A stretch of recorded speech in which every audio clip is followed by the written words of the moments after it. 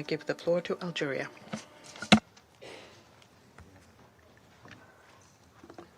Thank you, Mr. President.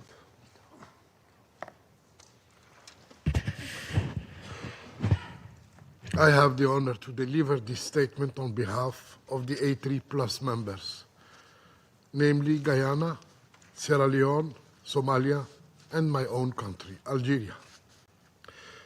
We wish at the outset to thank SRSG Parfait Onenga, Ambassador Mohamed Idris, the AU Permanent Observer, and ASG Marta Pobi for their briefings.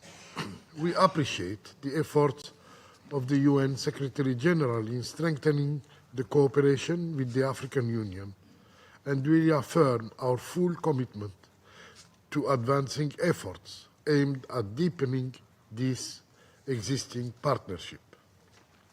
In this regard, we wish to highlight the following points. First, today's complex international context requires a deeper and more effective partnership between the African Union and the United Nations.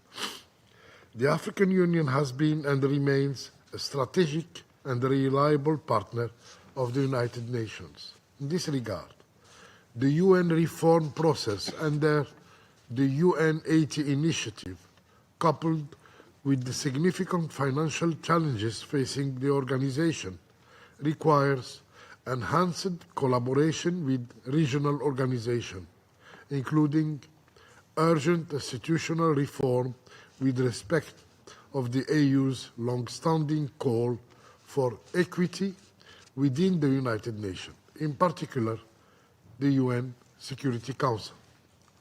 We believe it is time for the implementation of the letter and spirit of Chapter 8 of the UN Charter, which grants the AU a bigger role along with the necessary and predictable resources to undertake peace initiatives on behalf of the international community. Such an approach will help to rationalize resources and deliver better results in line with the current challenges. We welcome in this regard the continuing engagements between the UN Secretariat and the AU Commission, particularly through the AU-UN Annual Conference and the AU-UN Joint Task Force on Peace and Security. This institutional cooperation must be further enhanced to move beyond narratives and address urgent challenges by prioritizing resource mobilization for AU-led peace support operations.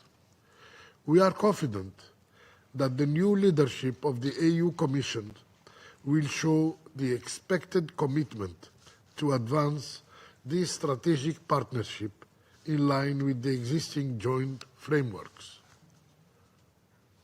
Second, Mr. President, the partnership at the intergovernmental level is an important pillar of the AU-UN cooperation. The annual joint consultative meeting between the AU-PSC and the UN Security Council provide a valuable opportunity to align priorities of both councils and bridge the existing gaps. In this context, the A3 Plus mechanism serves as the trade union between the two councils, a unique tool mandated to reflect and advocate for AU positions on peace and security issues at the level of this council.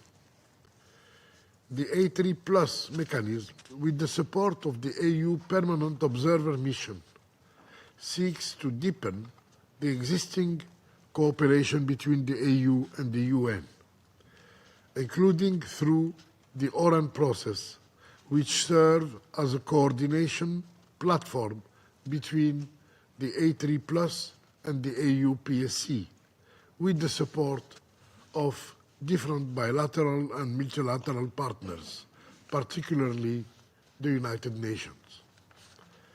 We therefore look forward to the upcoming joint consultative meetings to be held in Addis Ababa and express the readiness of the A3+ to contribute constructively to this important engagement.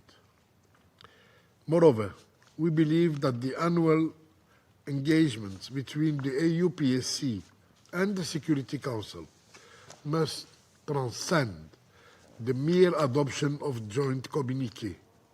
These outcomes should serve as a reference for future negotiations in both New York and Addis Ababa. Actively following up on the implementation of previous joint communiques is a necessity, and we welcome efforts undertaken in this regard by Somalia as chair of the ad hoc working group for conflict prevention and resolution in Africa. Third, it is important to confer concrete meaning to African ownership under the spirit of African solutions for African problems.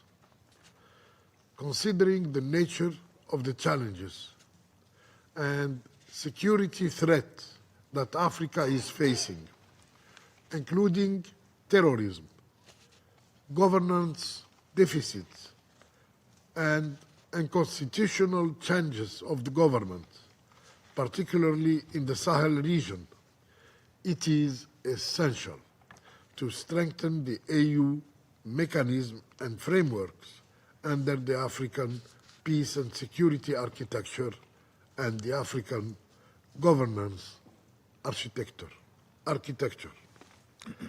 As the first responder to crisis, the African Union should be equipped with the required resources and the needed mutual trust to properly undertake operations on behalf of this Council, on behalf of the international community.